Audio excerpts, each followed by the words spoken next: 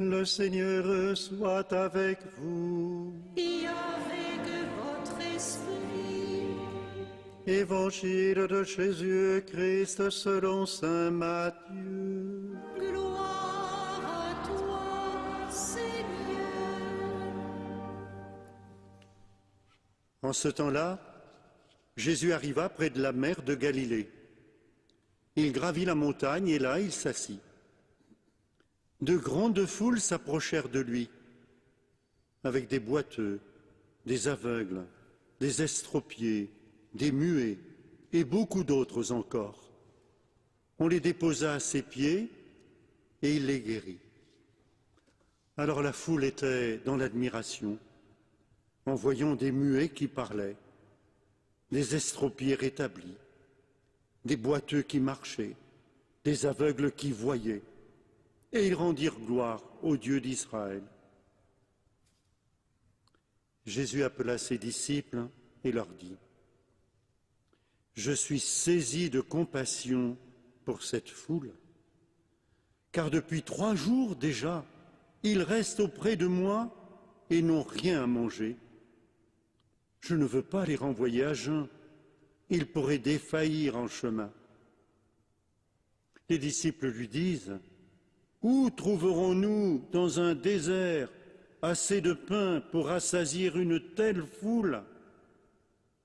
Jésus leur demanda : Combien de pain avez-vous ? Ils dirent : 7, et quelques petits poissons. Alors il ordonna à la foule de s'asseoir par terre. Il prit les 7 pains et les poissons, rendant grâce, il les rompit. Et il les donnait aux disciples, et les disciples aux foules. Tous mangèrent et furent rassasiés. On ramassa les morceaux qui restaient. Cela faisait 7 corbeilles pleines. Acclamons la parole de Dieu. Louange à toi, Seigneur Jésus.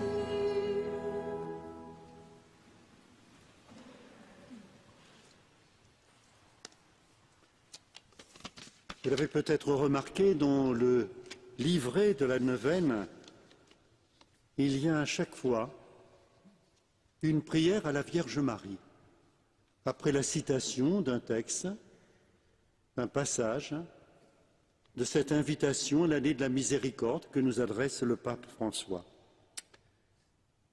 Et qu'est-ce qu'il nous est proposé aujourd'hui de demander à la Vierge Marie ? Je lis. Ô Marie, le visage de ton Fils, tu le connais avec le cœur. Apprends-nous à le contempler, que nous sachions reconnaître son visage miséricordieux dans les événements concrets de notre vie. Apprends-nous à le contempler. Nous avons demandé la grâce de nous laisser surprendre par la miséricorde de Dieu qui vient jusqu'à nous pour nous faire partager sa vie. Nous avons été invités à ouvrir nos mains pour recevoir le don de Dieu. Et aujourd'hui, nous sommes invités à contempler. Contempler la miséricorde de Dieu. Cette miséricorde de Dieu dont le pape François nous dit qu'elle a été rendue visible et tangible dans toute la vie de Jésus. Les signes qu'il accomplit, nous venons de voir, d'entendre ce qui a été accompli par le Seigneur à travers ce passage d'évangile. Les signes qu'il accomplit, surtout envers les pécheurs, les pauvres, les exclus, les malades et les souffrants, sont marqués par la miséricorde. Rien en lui ne manque de compassion. Alors oui, tenons notre regard fixé sur Jésus et son visage miséricordieux. On pourrait tenir de grands discours sur la miséricorde, développer des considérations à n'en plus finir. S'il manque la contemplation du visage du Christ sur lequel se reflète la miséricorde de Dieu, cela ne servirait à rien. D'ailleurs, ici plus qu'ailleurs, et sainte Thérèse de Lisieux est là pour nous le rappeler, ce sourire de la Vierge, cette contemplation vraiment de Dieu, à travers ce reflet de l'amour de Dieu sur le visage de Marie, c'est pas un amour qui oublierait la misère, la souffrance, mais qui nous dit qu'il y a une promesse de Dieu que rien, rien ne pourra compromettre, altérer, démentir. Cette promesse de Dieu, elle était éclatante dans la première lecture tirée du livre d'Isaïe. Le peuple, qu'est-ce qu'il voyait? Sa misère. Il voyait toute sa détresse se traduisant de tant et tant de manières. Et Dieu lui dit, mais n'oubliez pas, je vous invite, et j'invite tous les peuples de la terre. Et ce sera un festin comme il n'y en a jamais eu.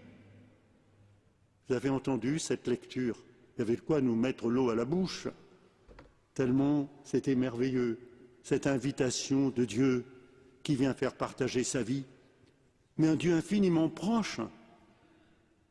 Il faut le visage de Dieu pour reconnaître les larmes qu'il y a sur tous les visages et pour les essuyer. Et voilà ce que Jésus accomplit. Nous l'avons entendu dans cet évangile. C'est pour ça on se précipitait vers lui. On découvrait ainsi ce visage de la miséricorde. Visage de la miséricorde, oui, à travers les guérisons, les boiteux, les aveugles, les estropiés, les muets. Mais on était tellement séduits par le Christ qu'on a oublié de manger. Mais Jésus, lui, il voit ce que les disciples ne voyaient pas, ou à quoi ils trouvaient une réponse trop rapide en disant « mais ces gens, ils sont là, il n'y a qu'à les renvoyer chez eux ». Jésus, ne vous rendez pas compte, ils vont défaillir en chemin. Voilà 3 jours qu'ils sont là et qu'ils n'ont pas mangé. Et Jésus va multiplier les pains. Et il va multiplier les pains, lui, Jésus, mais en invitant ses disciples à regarder. Celui qu'il regarde et celui qui les invite à regarder. Alors qu'est-ce qu'ils voient? Le peu qu'ils ont. Combien de pains avez-vous? 7 et quelques petits poissons. Mais qu'est-ce que c'est pour toute cette foule? Oui, Jésus qui voit, Jésus que l'on regarde, et celui qui nous donne aussi comme un nouveau regard, quand nous sommes portés à baisser les yeux, et plus encore, quelquefois, à baisser les bras. Le Seigneur miséricordieux, le Seigneur qui fait des miracles, ne fait pas des miracles avec les absents. Seigneur, nous n'avons rien. Eh bien, apportez ce rien. Et de ce rien, je ferai quelque chose d'extraordinaire. 7 pains, poissons, ils mangèrent tous et furent rassasiés. Et il restait encore 7 corbeilles. Alors on pourrait se dire, mais qu'est-ce qu'ils sont devenus ces pains? Eh bien, ces pains, c'est ce que nous ne cessons de partager. C'est-à-dire quand nous contemplons le Christ dans l'Évangile, ce n'est pas une belle histoire. Quand nous contemplons le Christ dans l'Évangile, nous contemplons le Christ qui est avec nous aujourd'hui. Et le regard que nous portons sur lui, c'est ce regard qui change notre cœur. Nous l'avons chanté tout à l'heure, nous l'avons médité aussi au cours de cette adoration. Qu'est-ce qu'il est dit dans ce merveilleux psaume 26? Mon cœur m'a redit, cherchez ma face. C'est-à-dire que notre invitation à contempler le Seigneur, elle vient de notre cœur. C'est dans notre cœur qu'il y a ce désir de contempler le Seigneur et qui fait, et c'est merveilleux, qu'on puisse passer tout ce temps en silence, dans le recueillement, en regardant le Seigneur. En effet, et je voudrais vous laisser cette image, car je la trouve très belle. Vous savez, elle est représentée parfois. Il y a des représentations du Christ avec une infinité de visages, comme une litanie de visages. C'est tous les visages, de toutes les couleurs, de toutes les races, qui dessinent l'unique visage du Christ. Eh bien, voilà ce que m'inspire cette évocation. Jésus-Christ, c'est le seul visage que l'on puisse regarder sans cesser de voir tous les autres. Vous savez, quand nous regardons un visage humain, c'est un visage qui nous limite. Oui, on voit ce visage, peut-être on en voit quelques autres à travers lui. Mais quand on regarde le visage du Christ, c'est tous les visages qui se reflètent ainsi sur ce visage du Christ. Alors, il faudrait se dire aussi que le Christ, c'est le seul visage que l'on puisse contempler pour ne pas cesser de voir les autres. Aujourd'hui, dans un monde de violence, on pourrait dire, il y a ceux que je ne veux pas voir. Je fais comme s'ils n'existaient pas. Mais nous savons, oui, que c'est une véritable conversion du cœur. Et ce n'est pas pour dire aussi, il faut bien aimer les autres tels qu'ils sont. Nous aimons les autres, mais dans le regard de Dieu, tels qu'ils sont appelés à devenir. Et nous nous regardons nous-mêmes quand nous chantons « Laisse-toi regarder par le Christ ».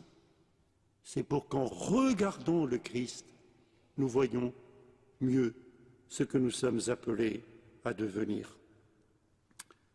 En chaque Eucharistie, nous contemplons le Seigneur. En chaque célébration, oui, c'est vrai, l'adoration prolonge la célébration eucharistique, nous prépare à la célébration eucharistique. Mais c'est dans chaque célébration eucharistique que ce visage du Christ nous est offert. Alors quelquefois, peut-être, nous pouvons y penser un bref instant, quand on nous présente le corps du Christ, que nous disons « Amen », le corps du Christ, Amen. Saint Augustin disait, mais rends-toi compte, cet Amen, tu le dis au Christ qui est là, présent, réellement présent, sacramentellement présent dans l'Eucharistie. Mais tu dis aussi Amen à ce que tu es appelé à devenir dans le Christ pour que ton regard reflète le regard du Christ. Amen.